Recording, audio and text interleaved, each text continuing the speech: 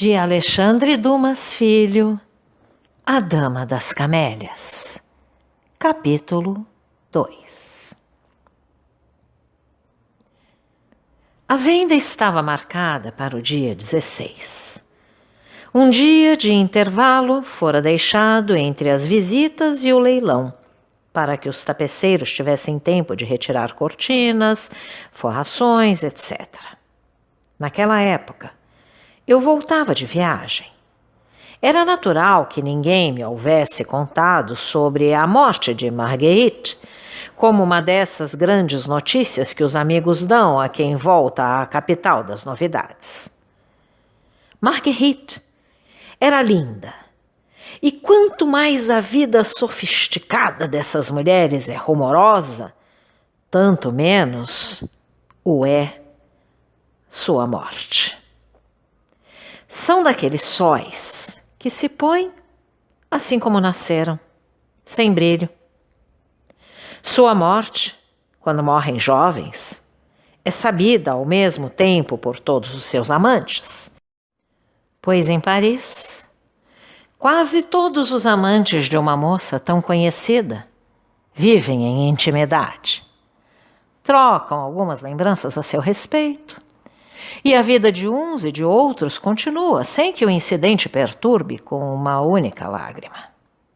Hoje em dia, quando se tem 25 anos, as lágrimas são uma coisa tão rara que não se pode vertê-las à primeira que aparece.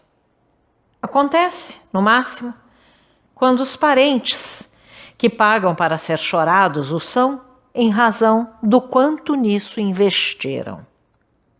Quanto a mim, embora minhas iniciais não figurassem em nenhum dos objetos de Marguerite, aquela indulgência instintiva, aquela piedade natural que confessei há pouco, faziam-me pensar em sua morte, talvez por mais tempo do que o fato merecesse. Lembrava-me de ter encontrado Marguerite muitas vezes na Champs-Élysées, onde ela ia todos os dias, numa pequena carruagem azul puxada por 2 magníficos cavalos baios, e de ter notado que ela possuía uma distinção pouco comum entre suas semelhantes. Distinção que, ademais, ressaltava sua beleza realmente excepcional. Essas infelizes criaturas, quando saem, sempre estão acompanhadas. Mas sabe-se lá por quem. Como nenhum homem admite mostrar publicamente o amor noturno que tem por elas, e tendo elas horror à solidão, ou levam consigo aquelas menos felizes ainda que não têm um veículo, ou levam alguma dessas velhas elegantes sem que nada explique essa elegância, a quem podemos nos dirigir sem receio, quando desejamos saber alguns detalhes a respeito da mulher que acompanham. Com Marguerite não era assim.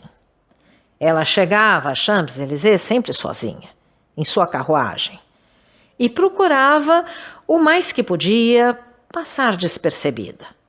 No inverno, envolta numa grande cachemira; no verão, vestida com roupas muito simples. E ainda que em seu passeio favorito houvesse pessoas conhecidas, se por acaso lhe sorrissem, apenas a tais pessoas seu sorriso era perceptível. E uma duquesa poderia sorrir dessa maneira. Não passeava entre a rotatória e a entrada das Champs-Élysées, como fazem e faziam todas as suas colegas. Seus 2 cavalos conduziam-no rapidamente para dentro do bosque. Ali, ela descia da carruagem, caminhava durante 1 hora, subia novamente no cupê e voltava para casa no trote rápido dos cavalos.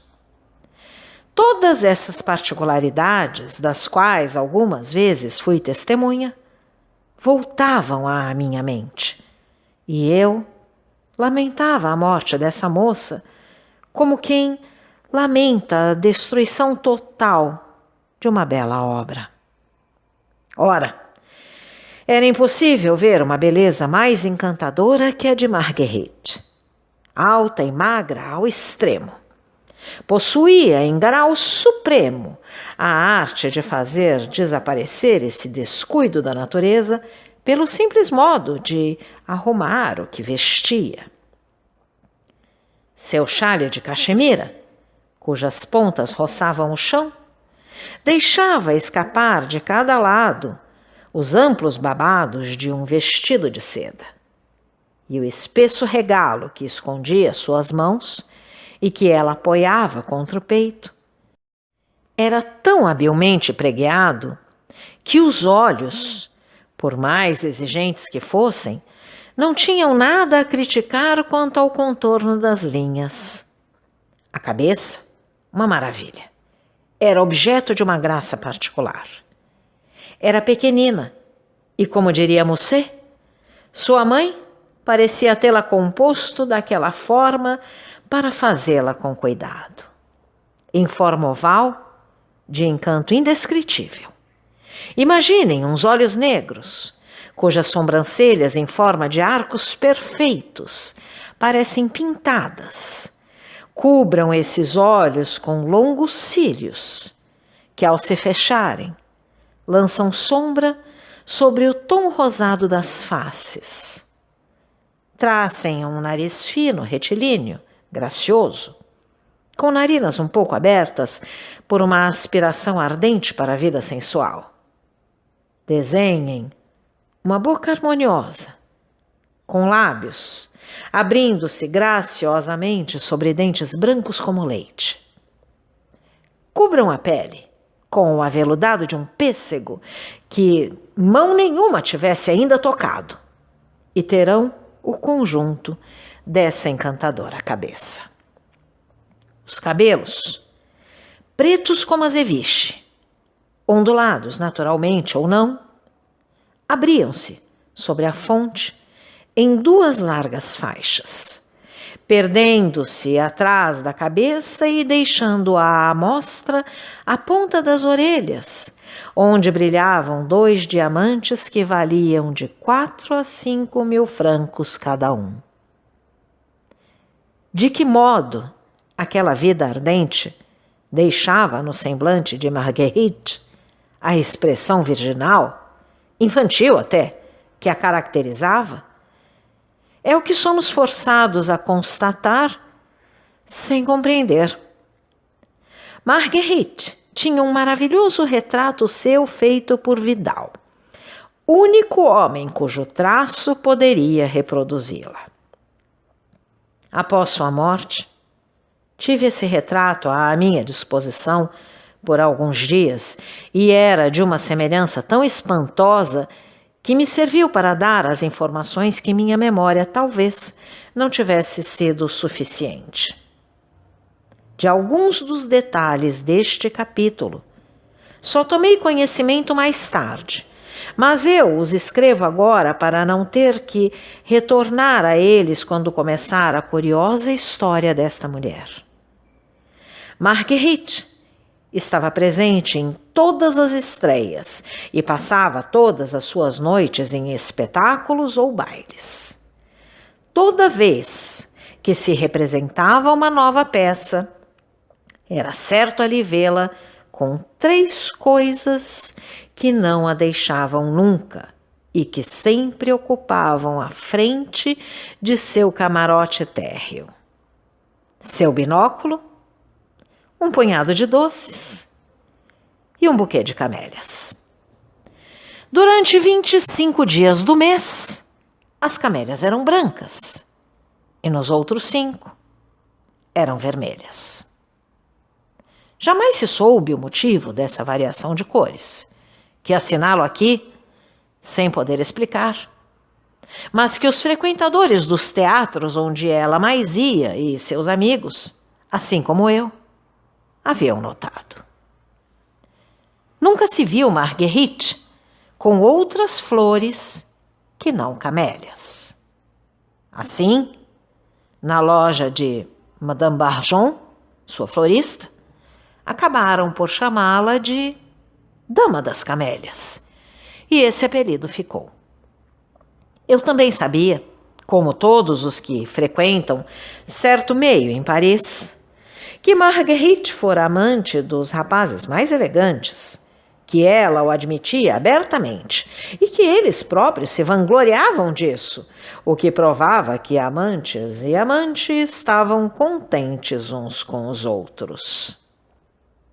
Entretanto, aproximadamente há 3 anos, desde uma viagem a Bagnères, ela vivia, dizia-se, apenas com um velho duque estrangeiro, riquíssimo, que tentara ao mais que pudera tirá-la de sua vida pregressa, o que, aliás, ela pareceu deixar acontecer de muito bom grado.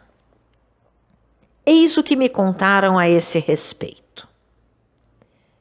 Na primavera de 1842, Marguerite estava tão fraca, tão mudada, que os médicos lhe recomendaram uma estação de águas e ela partiu para Bagnères. Lá, entre os enfermos, encontrava-se a filha desse duque, que não só tinha a mesma enfermidade, como também o mesmo rosto que Marguerite, a ponto de ser possível tomá-las por 2 irmãs. Mas a jovem duquesa estava no 3º grau da tísica, vindo a sucumbir poucos dias após a chegada de Marguerite.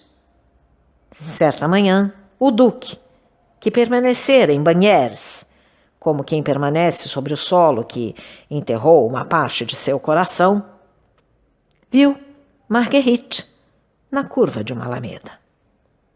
Pareceu-lhe ver passar a sombra de sua filha e, caminhando em sua direção, tomou-lhe as mãos, aos prantos, a abraçou e, sem perguntar quem ela era, implorou sua permissão para ver e amar em sua pessoa a imagem viva de sua filha morta. Marguerite, sozinha em Bagnères, com sua dama de quarto, não tendo, além disso, nenhum receio de comprometer-se, concedeu ao duque o que ele lhe pedia. Havia em Bagnères pessoas que a conheciam e que foram oficialmente advertir o duque sobre a real condição de Mademoiselle Gautier. Foi um golpe para o ancião, pois ali findavam as semelhanças com sua filha. Mas era tarde demais. Aquela jovem se tornara uma necessidade de seu coração e seu único pretexto, sua única justificativa para continuar a viver. Ele não lhe fez censura alguma. Não tinha o direito de fazê-lo. Mas perguntou-lhe se seria capaz de mudar sua vida, oferecendo-lhe em troca de tal sacrifício todas as compensações que ela poderia desejar. Ela prometeu. É preciso dizer que nessa época, Marguerite, uma natureza ardente, encontrava-se enferma. O passado lhe aparecia como uma das principais causas de sua enfermidade. E uma espécie de superstição lhe deu a esperança de que Deus pudesse deixar-lhe a beleza e a saúde em recompensa por seu arrependimento e sua conversão. Com efeito, as águas, os passeios, a fadiga natural e o sono, pouco a pouco trouxeram-lhe o restabelecimento quando veio o fim do verão. O duque acompanhou Marguerite a Paris, onde continuou a vê-la como em Bagnères. Essa ligação, da qual não se conhecia nem a verdadeira origem, nem o verdadeiro motivo, causou grande sensação aqui, pois o duque, conhecido por sua grande fortuna, fazia-se agora conhecer por sua prodigalidade. Atribuiu-se à libertinagem, frequente entre velhos ricos, a aproximação do velho duque com a jovem. Supôs-se tudo, exceto a verdade. Todavia, o sentimento desse pai por Marguerite tinha uma causa tão casta que qualquer outra relação com ela, que não as relações do coração, seriam vistas por ele como um incesto. E jamais lhe disse uma só palavra que sua filha não tivesse podido ouvir. Longe de nós pensar em fazer de nossa heroína algo diferente do que era. Diremos então que, enquanto permanecera em Banhers, a promessa feita ao duque não foi difícil manter e foi mantida. Mas, uma vez de volta a Paris, pareceu a essa jovem habituada à vida pródiga, aos bailes, às orgias até, que sua solidão, interrompida apenas pelas visitas periódicas do duque, a faria morrer de tédio, e os sopros ardentes de sua vida anterior pairavam sobre sua cabeça e, ao mesmo tempo, sobre seu coração. Acrescente-se que Marguerite voltara dessa viagem mais bela do que jamais havia sido, que tinha 20 anos e que a doença, adormecida, mas não vencida, continuava, dando-lhe esses desejos febris, que são quase sempre o resultado das enfermidades do pulmão.